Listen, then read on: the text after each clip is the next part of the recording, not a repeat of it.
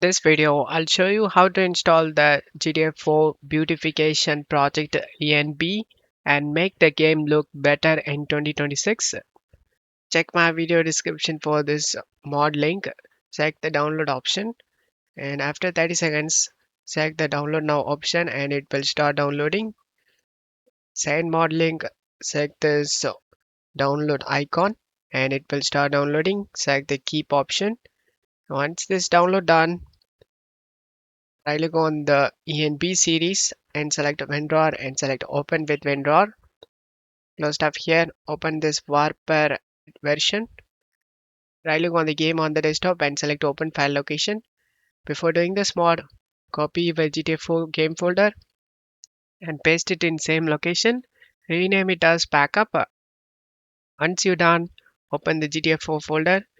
Select all these files using Ctrl plus A and drag and drop. Once this done, go back, open the GTA 4 Beautification ENB.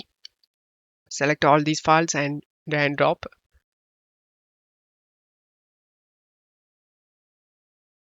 Place the file in the destination. Now you can launch the game. I will add before and after comparison. You can easily compare with mod and without mod.